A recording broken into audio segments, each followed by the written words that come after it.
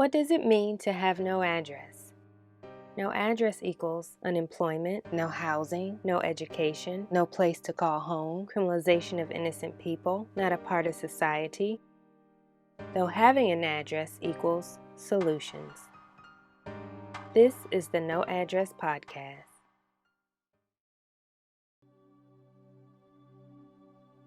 Welcome to our podcast where we break down the philosophy of having no address and what that really means.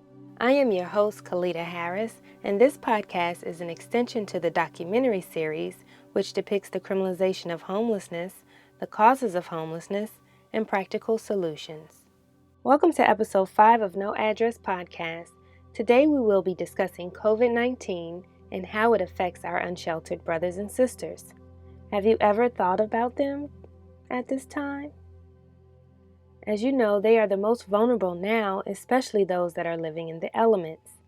By being in the elements for a length of time weakens your immune system and life expectancy. If one unsheltered person ends up getting infected, that will be a pandemic in itself. They will probably be blamed simply because they do not have the basic human needs, which the CDC, Center for Disease Control, tells us could save our life and others. And according to the CDC, those that are ill or have a weak immune system are more susceptible to contracting this virus. So if someone gets infected and not know it, it can spread throughout the entire encampment with no resources. So there are questions we must ask. How would someone know if an unsheltered person is infected? Who will test them? And where can they be quarantined without an address? We're all saying shelter in place and stay at home, but that's nearly impossible, especially when the shelters that are in place are at full capacity. And even if you're in a shelter, what's being done to protect the individuals from social distancing or physical distancing? So there are a lot of questions, and I wanted to talk to some of the people that are living on the streets to get their perspective of what's going on, since outreach workers and a lot of people have closed off their resources or exceeded their resources to help the unsheltered community. So we're going to Atlanta first, where someone is currently sleeping at a shelter, and then we'll hear from some individuals from South Carolina to hear how they are coping with COVID-19. Unfortunately, the people that are homeless that are in ARC, you got like 50 to 100 people that are sleeping side by side. We don't know what they have. People are constantly coughing and all this and that, but what are we supposed to do? Be on the streets? They say stay 6 feet away, but, you got all these people inside. We don't know, we just hoping for the best. Hygiene, as far as the hand sanitizer, the face mask, wipes, or anything like that. They do clean the facility twice a week, with the bleach or whatever, chemicals that they do have. But it's all about hope. We need sleeping bags, we need blankets, and we need food out here, sir.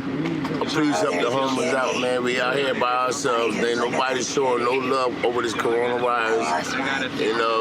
The city's closed down. There's nobody coming out to the park feeding us. We still hanging in there because we're not out robbing and stealing and hurting nobody. We still maintaining our dignity. Please, as a homeless person who's out here every day, please donate, please do volunteer. Do whatever you can to help us, because it's a lot of people out here, they working, they trying to get on their feet, they trying to do the right thing, and there's no help out here, especially since the coronavirus hit. That just really weighs heavy on my heart. People are suffering, people are hurting, and the world is shutting down, which is a good thing because the world needs detoxing right now, but we still have to care and be mindful and know what's going on.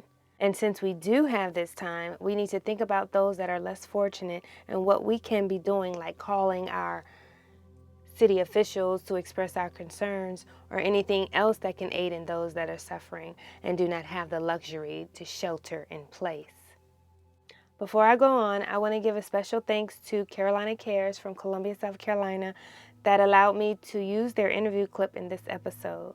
Carolina Cares is an outreach organization that still to this day is distributing hygiene kits, food, water, and